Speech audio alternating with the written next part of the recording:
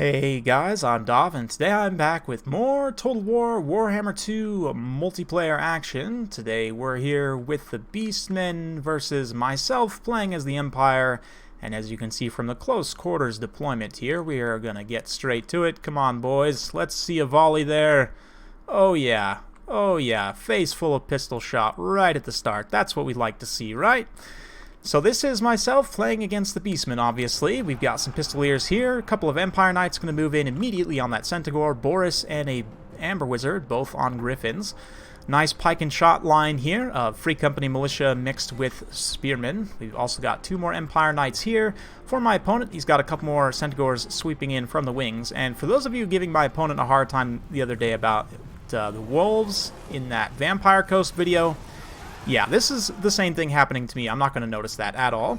We've got two more Pistoliers over here. The rest of the Beastmen line, just tons of Ungor Herd, Gore Herd with shields. We've got the Regiment of Renowned Bestgore and another Bestgore, Brave Shame, Lord of Shadows, Morker, and some more Ungor Herd. You can see, because my opponent has such a superior infantry force, I'm going to use my mobile units to hit and run as much as possible. I know it's sort of funny, the Empire hit and running against the Beastmen, but we did catch this one Centaur here. We're going to be able to force them off.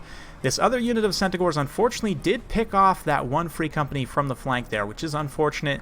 This other Centaur did manage to get into the Free Company here, but we also caught them in with the Empire Knights, and we've got some Spearmen supporting here as well. So that should be the end of those foul Centaurs. Meanwhile, the Beastmen line moving up, you can see just the herd rush coming in. Pistoliers providing some nice skirmishing, and again, Boris and the Amber Wizard coming in for just a quick hit and run charge, do a bunch of shock damage, and then pull away before the Butchers of Kalkengard can react, because they are on the field as well, and they are the main danger for my two Griffins. So as long as I can stay away from them, we should be okay. Very nice Overwatch fire by these Free Company here as the Gore Herds charge in. The Gore Herds will get in here, but because they're on guard mode, some of those Free Company will continue to fire in. We also are diving in the center here to block up the Bestgore, try and maybe go after Morger a little bit here. Looks like we're going to get an enfeebling foe on Boris. Summon Manticore by myself is going to go in the back line here. Again, using these Empire Knights and these other mobile units to break up this Beastmen infantry advance, because you can see here that my infantry is going to get crushed pretty badly. But with the Fear and Terror, obviously, and the supporting cavalry, we should be able to do okay. These Centaurs here getting caught up with both Pistoliers and Spearmen. This is actually an okay situation for me. But the Empire Knights, unfortunately, in the front line, the Butchers of Kalkengard rolled in with the Koroks Man Rippers, and it was just a bad day for them, so they are going to get terrified back away there. Over here, though, with the Manticore and these two Empire Knights, we are able to kind of secure this flank and roll up a number of units. You can see two Ungor Herd, and now these Gore Herd with shields as well are just going to get completely eaten alive. Boris and the Amber Wizard just dodged the Butchers of Kalkengard, got up in the air, came down for a quick charge to try and terrify away a couple of these other units, and then again just going to get back up into the air ahead of those Butchers, not wanting to take that engagement straight up. If we can catch the Butchers isolated, I'm willing to take them in a melee engagement, but not in a head-up engagement like that. We're going to continue to use the Flock of Doom, now that both the Manticore summons have been expended. The second Manticore is probably just about to finish. Yep, just degenerated now, actually. How about that timing? Yeah, you can see now with the infantry blob sort of rolling up to finish off the last of my infantry, that is going to leave these Butchers exposed.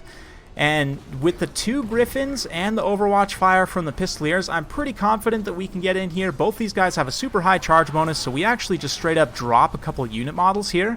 That is going to keep them from regenerating that HP back. Likewise, it looks like actually one more Manticore summon. I forgot, that must have been, yeah, must have been the first one, but the second Manticore summon going to come support, and the charge of the Empire Knights coming in, lancing these foul beasts in the back.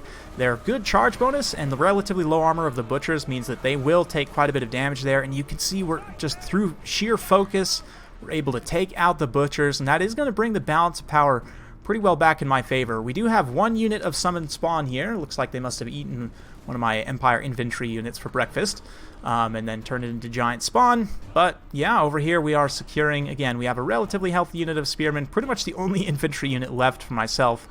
But the rest of my own mobile units, because I have seized such a mobility advantage against the Beastmen, which is not usual. Definitely, the Beastmen are one of the better mobility factions in the game.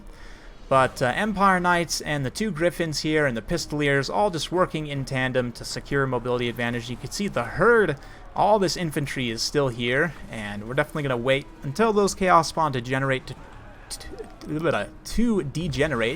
Also, this beautiful blob is just asking for a Flock of Doom, so we're going to go ahead and oblige that as well.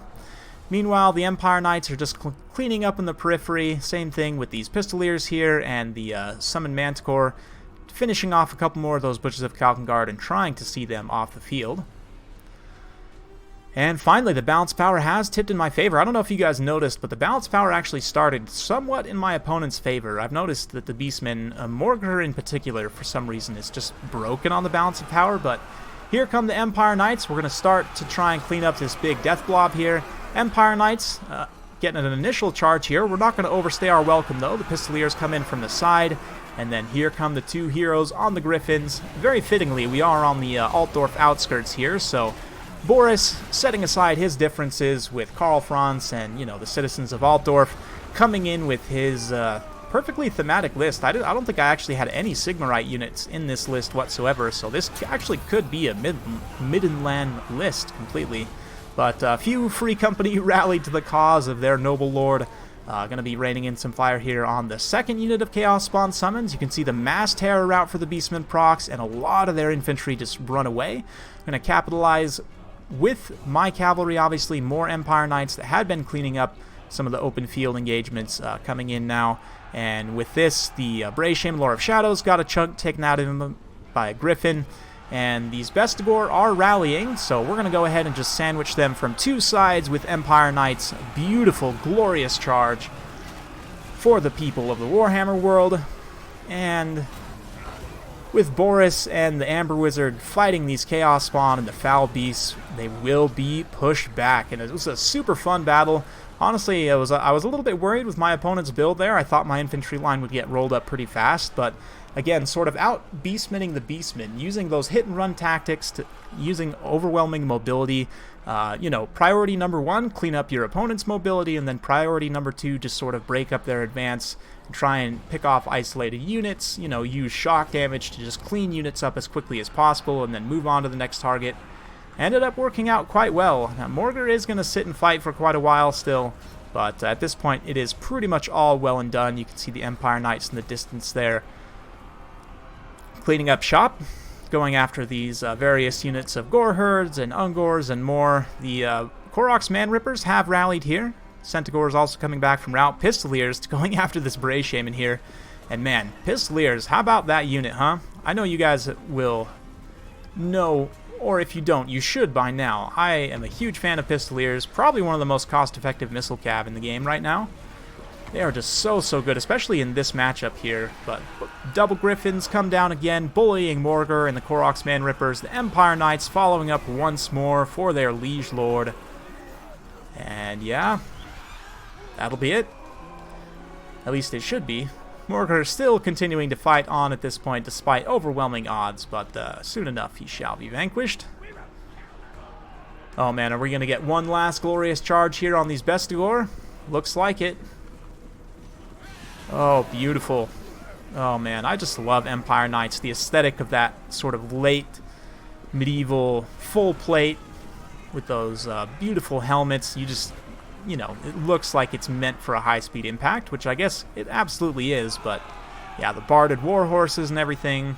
Looks like the Koroks Man-Rippers weren't quite chased off by those Pistoliers, did manage to come back from route, but Boris and the Amber Wizard are going to quickly come down and slay the last few beasts, and that should be pretty much it. Yep, looks like army losses pops there.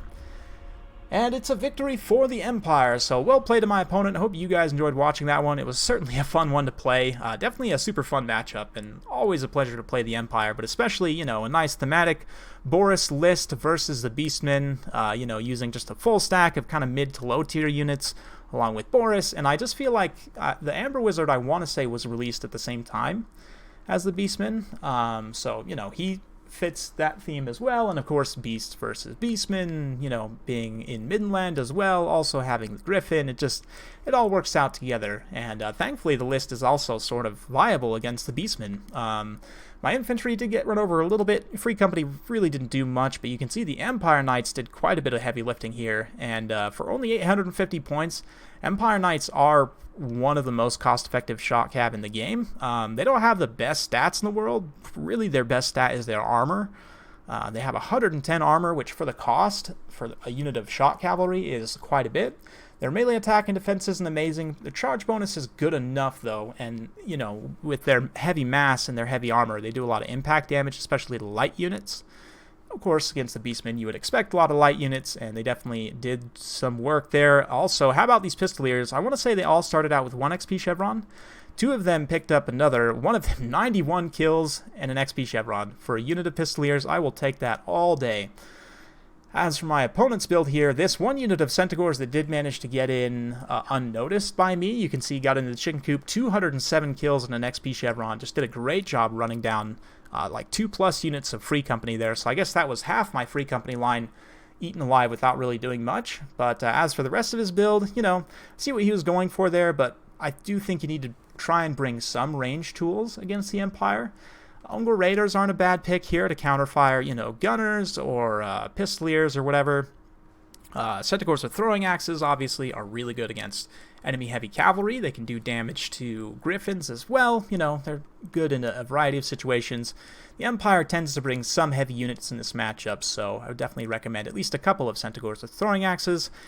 The Eye of Morslib is also pretty much a good pick in every matchup. Even if you're worried about Empire artillery, you usually have enough mobility to pressure your opponent and try and get at their artillery while protecting the Eye of Morslib. And I mean, he'll pound out some good damage anyway, even if he does get taken down by a cannon.